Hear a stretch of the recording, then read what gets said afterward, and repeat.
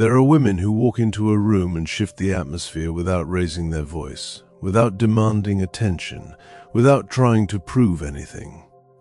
Their presence alone unsettles something deep inside certain men. It is not hatred, and it is not attraction in the ordinary sense. It is fear mixed with confusion. These men often cannot explain why they feel intimidated, defensive, or strangely exposed around you. They may call you too much, intense or hard to read, but those words are only masks for something deeper.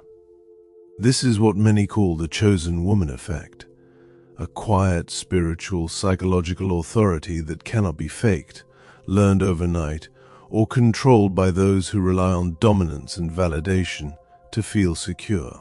A chosen woman does not need permission to exist fully. She has walked through inner fire, faced herself honestly, and emerged with clarity. That clarity becomes a mirror, and mirrors terrify those who are still hiding from themselves. When men fear you without knowing why, it is rarely about who you are on the surface. It is about what you awaken in them, unhealed wounds, buried insecurities, and truths they are not ready to confront. Below are 9 unmistakable signs that men fear you, even if they would never admit it, even to themselves. They try to compete with you instead of connecting. When a man fears you, he often shifts into competition mode, even if neither of you consciously agreed to play that game. Instead of approaching you with curiosity, openness, or emotional receptivity, he subtly, or sometimes overtly, tries to outdo you. The competition may show up intellectually, where he constantly corrects you, interrupts you, or turns conversations into debates rather than exchanges. It may appear financially, where he emphasizes his earnings, possessions, or ambitions in response to your independence. It can even emerge spiritually or socially, where he positions himself as more enlightened, more connected, more respected. What matters is not the arena, but the motive behind it. Healthy masculine energy does not feel threatened by feminine presence. It feels stabilized by it. It complements rather than competes. Competition, in this context, is not about growth. It is about defense. This behavior reveals insecurity rather than confidence. Your grounded presence, your clarity, and your self-assuredness trigger a subconscious comparison within him. He begins measuring himself against you, even if you never asked to be measured. Instead of turning inward and asking, "Where do I feel inadequate and how can I grow?" he turns outward and attempts to dominate the space. This is fear disguised as ego. The need to outperform you becomes a shield against self-reflection. By competing, he avoids confronting the parts of himself that feel unfinished, uncertain, or unexpressed. There is also an emotional layer to this competition. When a man fears you, connection feels risky because connection requires vulnerability. Competition, on the other hand, allows him to remain armored. It creates distance while maintaining engagement. He can stay near you without truly being seen. In this way, competition becomes a coping mechanism, a way to protect his identity from being destabilized by your presence. You become a mirror he does not want to look into, so he turns the mirror into a scoreboard. What is especially telling is that this competitive energy often feels unnecessary or misplaced. You may not be trying to prove anything. You may simply be existing in your truth. Yet his internal narrative frames your existence as a challenge. This dynamic can feel exhausting, confusing, or even subtly hostile because it replaces potential intimacy with tension. The tragedy is that connection was available, but fear redirected him toward dominance. And dominance, unlike connection, never brings peace. It only postpones self-awareness. 2. They diminish or downplay your achievements. A man who fears you often cannot comfortably celebrate your success, not because your achievements are threatening in themselves, but because of what they awaken within him. When you speak about your growth, your discipline, or your progress, he may respond with silence, sarcasm, or subtle minimization. He may change the subject, offer backhanded compliments, or attribute your wins to luck, timing, or external help, rather than your effort and character. This behavior is rarely conscious cruelty. It is a psychological reflex rooted in discomfort. Your achievements confront him with his own unrealized potential, and instead of rising to meet that awareness, he attempts to lower the emotional impact of your success. This diminishing is not accidental. It serves a purpose. By reframing your accomplishments as insignificant or circumstantial, he protects his self-image from comparison. Your progress highlights his stagnation. Your consistency exposes his procrastination. Your courage magnifies his hesitation. Rather than allowing your light to inspire growth, he tries to dim it, hoping that if you appear smaller, he can feel larger. This is not about you being too much. It is about him feeling not enough. There is also an emotional avoidance at play. Celebrating someone else's success requires humility, presence, and emotional generosity. A man who fears you struggles with these qualities in your presence because your competence destabilizes his sense of superiority or control. Instead of saying, "I admire your dedication," he may say, "Anyone could do that." Instead of asking how you achieved something, he may point out flaws or limitations. This subtle erosion of your achievements is an attempt to regain psychological balance without doing the inner work required for genuine self-respect. Over time, this pattern can feel invalidating. It can make you question whether your joy is welcome, whether your growth is safe to share. That is precisely the danger. When someone fears your expansion, they unconsciously try to shrink your expression. But your achievements are not loud, they are simply visible. And visibility threatens those who rely on invisibility to avoid accountability. A man who cannot honor your growth is revealing not your arrogance, but his unresolved relationship with his own potential. 3. They become emotionally guarded around you. Fear often manifests not as aggression, but as withdrawal. Men who fear you may become unusually quiet, distant, or emotionally rigid in your presence. Conversations that once flowed easily may become surface level. Eye contact may shorten. Humor may stiffen. The shift is subtle but unmistakable. This guardedness arises because they sense, sometimes without being able to articulate it, that you can see through them. Your intuition, your listening presence, and your grounded silence feel exposing to someone who survives through performance and masks. You do not have to interrogate or confront them for this to happen. Simply being attentive, calm, and emotionally present can feel invasive to someone who has spent years avoiding their inner world. Your presence invites honesty, and honesty feels dangerous to a man who has buried parts of himself beneath distraction, control, or achievement. Around you, his usual defenses feel thin. He becomes aware of contradictions he has ignored. He feels seen in ways he did not consent to, but that awareness comes from within, not from you. This emotional guarding is a form of self-protection. If he stays quiet, distant, or vague, he reduces the risk of exposure. If he keeps things intellectual or impersonal, he avoids emotional accountability. The tragedy is that this withdrawal is not about a lack of interest. Often, it is the opposite. He is interested, but the cost of intimacy feels too high. Emotional honesty around you would require him to confront parts of himself he has postponed for years, unhealed wounds, unresolved fears, or unlived truths. Your calm becomes a mirror. Your questions feel deeper than he expected. Your silence feels observant rather than empty, and so he retreats, not because you are unsafe, but because you are clarifying. Guardedness is fear's way of buying time. It says, I am not ready to be known yet, and readiness cannot be forced. It can only be chosen. 4. They oscillate between attraction and rejection. One of the most confusing signs of fear is inconsistency.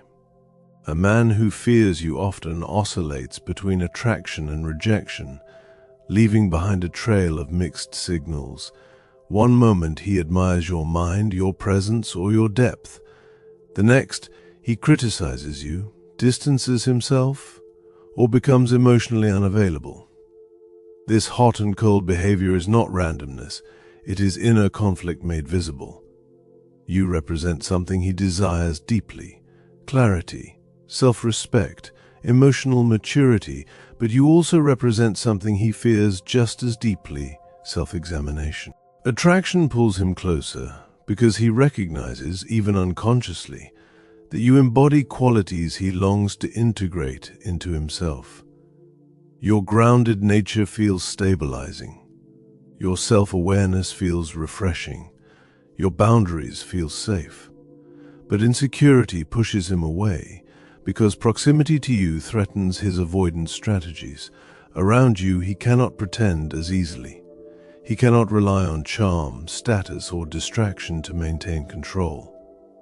And so the same qualities that draw him in also activate resistance. This push and pull creates confusion not only for you, but for him.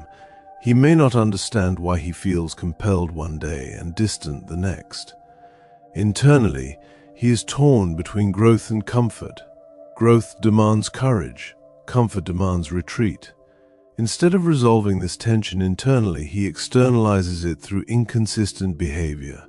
Praise turns into criticism. Interest turns into silence. Warmth turns into detachment. This oscillation is emotionally draining because it lacks coherence. It is not rooted in clarity or intention, but in fear. The man is not rejecting you. He is rejecting the version of himself that your presence asks him to become. Until that inner conflict is resolved, consistency is impossible. Awareness is knocking at his door, but he has not decided whether to answer. 5. They test your boundaries repeatedly. Men who fear you often test your boundaries, sometimes subtly and sometimes persistently, because boundaries represent something they struggle to embody themselves: self-definition. They may question your standards, challenge your decisions, push against your limits, or create small provocations designed to see how flexible or breakable you are. This testing is rarely framed as outright disrespect. Instead, it appears as harmless jokes, repeated requests, emotional pressure, or intellectual challenges meant to destabilize your sense of certainty. What they are really asking beneath the surface is, will you abandon yourself to accommodate me? This behavior is not strength. It is insecurity in disguise. A man grounded in himself does not need to test boundaries because he respects them instinctively. He understands that limits are not obstacles to connection, but conditions for it. A fearful man, however, sees boundaries as threats to control. Your clarity interrupts his ability to dominate the emotional or psychological dynamic. Each boundary you hold reminds him that you are not easily influenced, manipulated, or absorbed into someone else's agenda. What intensifies his fear is not the boundary itself, but the way you hold it. When you remain calm, composed, and consistent, without anger, explanation, or defensiveness, his internal discomfort deepens. He expects resistance to look emotional, chaotic, or reactive. When it doesn't, he realizes that your strength is internal, not performative. This unsettles him because it removes leverage. He cannot argue with your certainty. he cannot negotiate with your self-respect. Repeated boundary testing is also an unconscious attempt to locate your breaking point. If he can find it, he regains a sense of superiority. If he cannot, he is forced to confront the reality that you operate from an inner authority he does not possess. This confrontation is frightening. It demands growth, accountability, and emotional maturity. Rather than rise to that challenge, many men continue testing, hoping for a moment of weakness that never comes. In this way, boundaries become mirrors. They reflect his relationship with power, autonomy, and self-control. Your refusal to collapse teaches him something he may not want to learn yet. Connection without self-abandonment is possible, but only if both parties are whole. And fear resists wholeness, because wholeness leaves no room for dominance. They label you as intimidating or too independent. When men lack the emotional vocabulary to name their fear, they label it. You're intimidating. You don't need anyone. You're too independent. These statements are often delivered casually, sometimes even framed as observations rather than judgments. But beneath them lies confession. What they are really saying is, I don't know where I fit in your life, and that unsettles me. Independence threatens those who derive worth from being needed rather than being whole. Your self-sufficiency challenges outdated models of masculinity built on control, dependency, and validation. A man who fears you has often been taught, explicitly or implicitly, that his value comes from being essential, dominant, or superior. When you demonstrate that you are capable, grounded, and emotionally self-contained, it disrupts that narrative. He cannot easily position himself as your rescuer, authority, or anchor. This leaves him uncertain about his role. Rather than sit with that uncertainty and ask deeper questions about identity and partnership, he assigns a label. Labels simplify discomfort. If you are intimidating, then the problem is external. If you are too independent, then his withdrawal feels justified. The label protects him from introspection. It allows him to avoid asking whether his fear is rooted in insecurity, conditioning, or emotional immaturity. These labels are also projections. What he calls intimidating is often your clarity. What he calls independence is often your self-respect. What he calls distance is often your discernment. You are not rejecting connection. You are rejecting enmeshment. And for someone accustomed to control-based intimacy, that distinction feels threatening. Ironically, these labels often come from men who admire you. Your strength attracts them, but it also exposes their fragility. Instead of rising into a healthier form of masculinity, one based on presence, partnership, and emotional responsibility, they retreat behind language. The label becomes a wall between growth and comfort. And comfort, when chosen over growth, always names strength as a problem. 7. They seek validation from others when you're present. Some men respond to fear not with withdrawal, but with performance. When you are present, they may suddenly seek validation, attention, or dominance displays from others. They tell louder stories, assert opinions more aggressively, or position themselves as the center of the room. This behavior is not confidence, it is compensation. Your presence destabilizes their internal hierarchy, and instead of grounding themselves internally, they look outward for reassurance. A man secure in himself does not need an audience. His sense of worth is self-generated. A fearful man, however, relies on external feedback to regulate his emotions. When you enter the space, your grounded energy highlights that dependence. He becomes aware, consciously or not, that your validation is not easily earned. You are not impressed by performance. You are not swayed by volume. And so he seeks affirmation elsewhere, hoping to restore balance. This performative behavior often feels exaggerated or misplaced. It may come across as arrogance, competitiveness, or attention-seeking, but beneath it is discomfort. Your presence asks him to be authentic rather than impressive. Authenticity feels risky when identity is built on approval, so he performs harder, louder, and more visibly. What makes this dynamic revealing is its timing. The behavior intensifies around you and softens when you're gone. This contrast exposes its function. He is not trying to connect. He is trying to stabilize himself. Validation becomes emotional scaffolding. Without it, he feels exposed. Your calm becomes contrast. Your listening becomes mirror. And mirrors are unsettling for those who avoid self-examination.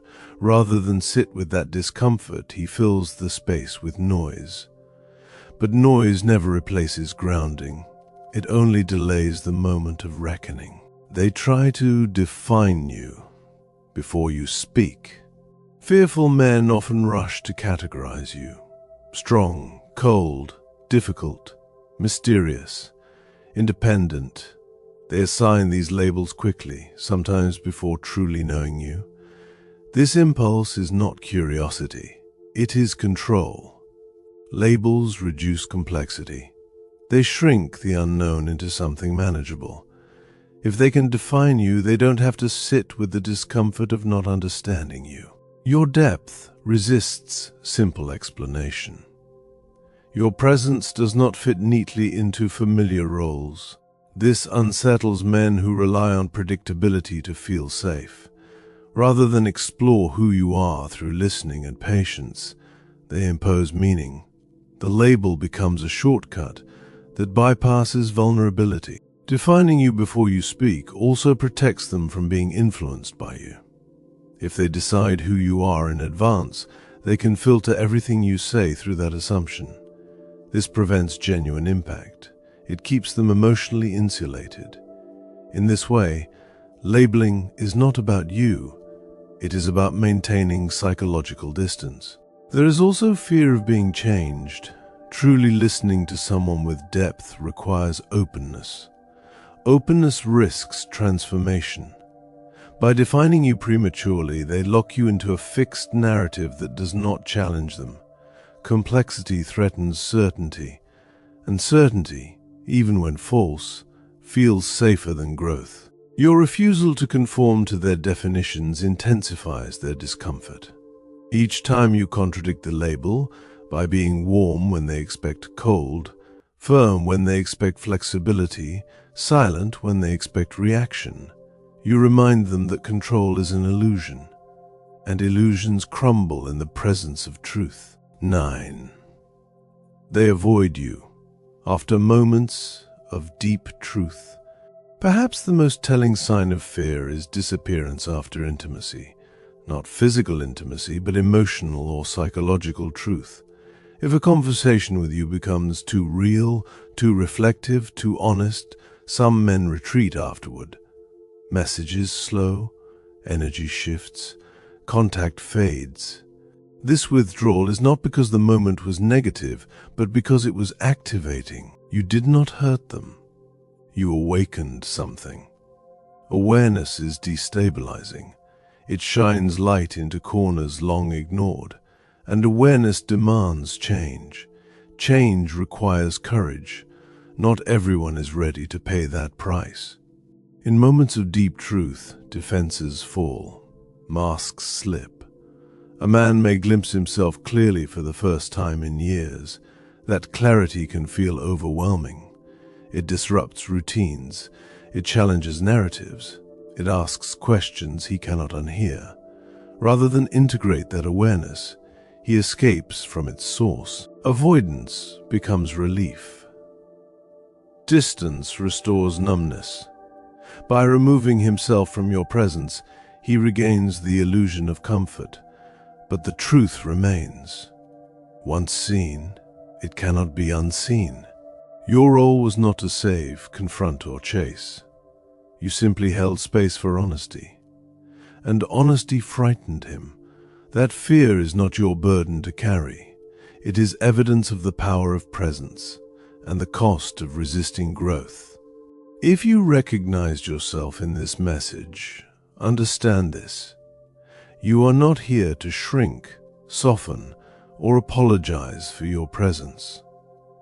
The fear you trigger is not your burden to fix. It is a sign of your alignment. You reflect truth, and truth unsettles what is built on illusion. This is the Woman of Light channel. If this message found you at the exact moment you needed it, type 11 to 11 in the comment section as a sign of divine alignment and blessing. And if this content resonates with your journey, don't forget to subscribe, because more clarity, depth, and truth is coming your way. Thank you for watching.